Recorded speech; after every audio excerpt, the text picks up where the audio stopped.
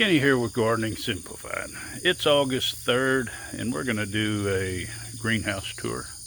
All right, we've got us a roll of ground cover. We're going to put this down in the middle of the rows, cut down on some of our labor, hopefully. Hopefully that'll work. We've done some planting here. We've got potatoes planted in this row. Now, I do have a potato coming up here, but I'm not sure if it's one that we planted or if it's one from the rows that used to run here. Either way, it's a potato. We've got a bunch of cherry tomatoes, different varieties. We've had some issues in here. Something comes in, eats all the little leaves. I don't know if it's a grasshopper. We couldn't find no sign of any worms or anything. This one is just starting to get back a few leaves. Maybe it'll take off there. But this row is all cherry tomatoes, except for at the very bottom down here, we've got a few peppers. I had 4 extra Craig Grandes, and I put them in here. I said we'll see how long they'll last through the year. And I have a Santa Fe, or no, a Hatch green pepper, but it looks like it's pretty much toast. Over here we've planted some French beans. We're mainly going to grow these for seed crop for next year. So that'll give us plenty of seed. We won't have to buy some. This row, we left a few of the cherry tomatoes. In fact, they're up there at 10 foot right now. They keep on wanting to grow. We'll probably end up having to get a ladder to take care of them, but they still seem to be pretty healthy. I need to do a little trimming where we've got some dead leaves on the bottom. But they kind of worked into things. We have some that's out in the row there, but we figured we'd leave them till they died. This row here, these small ones are celebrities. Once we cleared that out, we put those in. These are all the same age, but as you can see, the ones that stayed in the pots longer, they're just a whole lot smaller, but they'll catch up.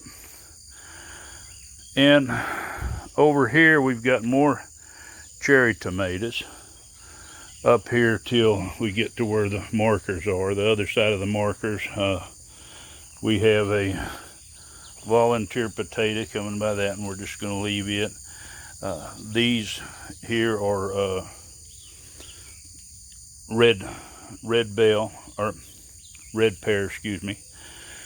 We have something that's ate this one. We're going to come in here today, and I'm going to transplant a few of my extras that I have left into there. But we have all our twine strung for our tomatoes here so that we can run them up. They are planted in tight. Hopefully we can keep enough airflow so we don't have any problems with that. We've got all our lines up here ready to go, so we won't have to come back in with the ladder. Now we've strung it on a few, and as they grow we'll start tying up the rest of them. But we'll come in here. I think we've got some good plants. We'll take these ones that something has eaten the leaves, and we've had something that's taken out a couple, messing with the roots, and I seen one of them look like it was dry rot, so we'll go from there. But we still have plenty of transplants to go in here. We have a variety of the Amish paste, which that's these ones right up here at this end are the Amish paste, the first 10, and then this next 20 is the red pear, and then this one here, that's the red pear. But the celebrities are looking good. We have a few more of them that I keep saying I was going to move because they're kind of in the shadow. They was planted first, but they're a little smaller because they are staying in a shaded area. We have 2 varieties of cucumbers here, which they're really doing good.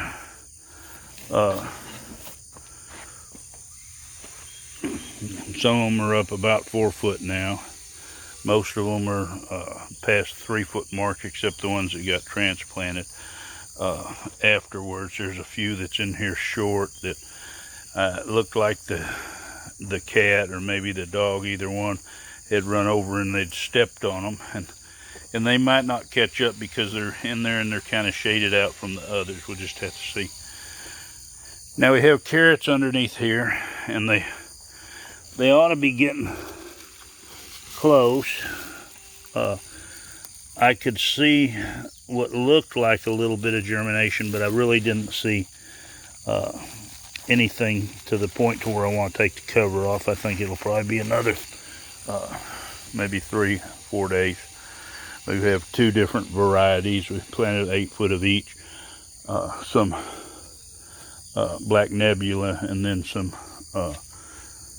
half-long Danvers. And here we've planted turnips. Now the first batch of turnips, when we planted them, they didn't come up real good. They were really sparse, and this is kind of looking that way. I'm not sure, because it did come up in a little better down here, but we went back and sprinkled along here. These were purple tops.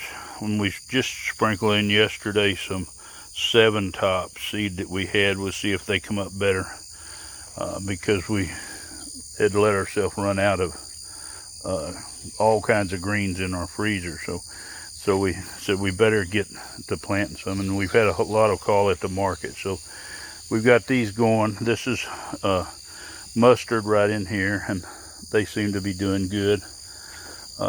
They're kind of thick. We'll pour the fertilizer and the water to them. We've got a good bunch of chicken litter there on them, and we'll come back once they get a little bigger and put just a little more. Now on this row, and I hadn't seen any progress yet, but it always seems to be slow to germinate, is cilantro. Now it still might be too warm for it to keep it from bolting, but what we're planning to do is the same thing here. Keep a lot of water on it, keep it well fertilized, and see if we can't get it up quick, make it grow quick, and then we can harvest some for the market and have a little fresh fruit, you know, our meals here at home. But anyway, that is where we're setting with the greenhouse right now. It's really coming along. It doesn't take long to get things to going. I did want to show you a comparison on one thing. Now these here are the 2 varieties of cucumbers. Now I'm going to show you, I had extra ones of this variety here, which is a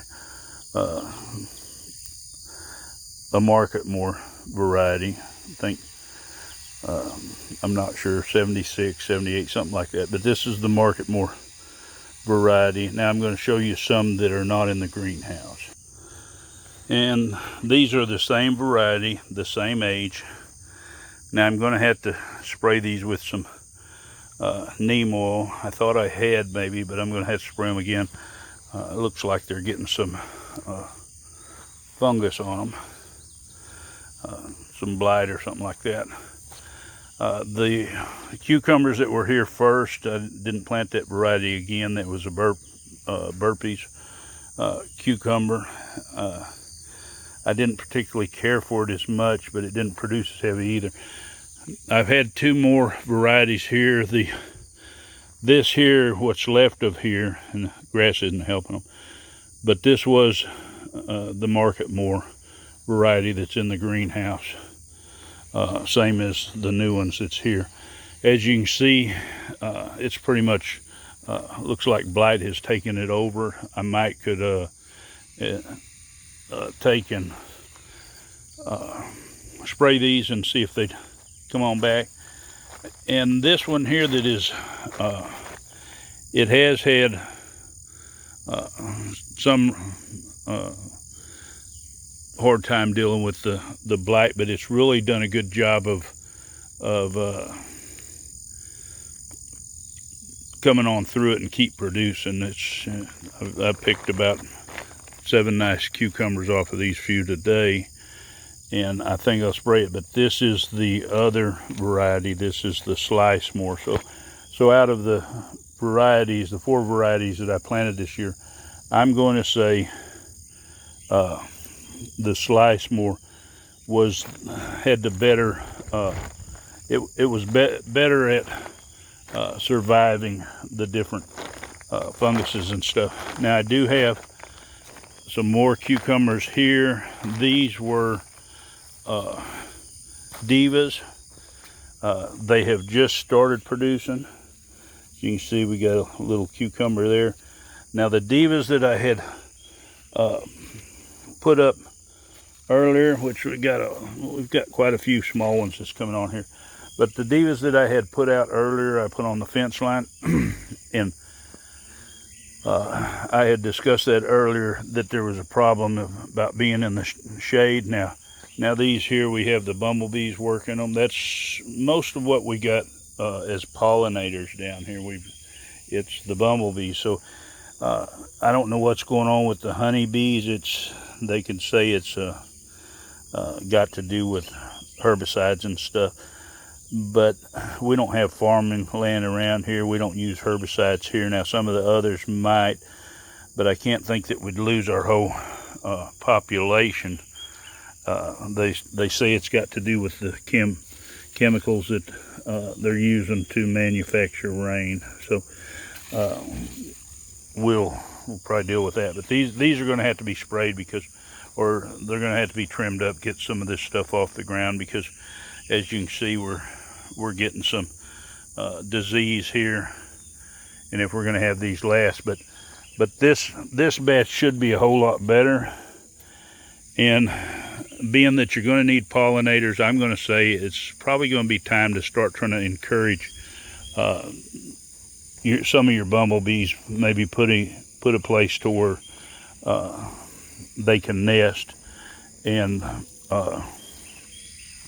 start a colony somewhere close, so you will have pollinators. Because if you don't have pollinators, you're not going to have bees. Now I haven't been down here picking cucumbers, and apparently these started making down here on this end. Now I do know, I've seen people that actually sell cucumbers like this. Now I don't, because normally they're bitter and the seeds are real big anyway. I mean, if I had to eat, I'd probably eat one, but this one here is close, but it's still too big. So I think it's about time I start checking these out. But anyway, I hope this is helpful. And kind of give you an idea of how things grow in the greenhouse, and the difference in plants that are planted inside and planted outside is quite a bit of difference in the growth of them. So I hope you liked it. If you do, give it a thumbs up. If you want to see more of mine, just hit that subscribe, hit that bell button, and happy gardening.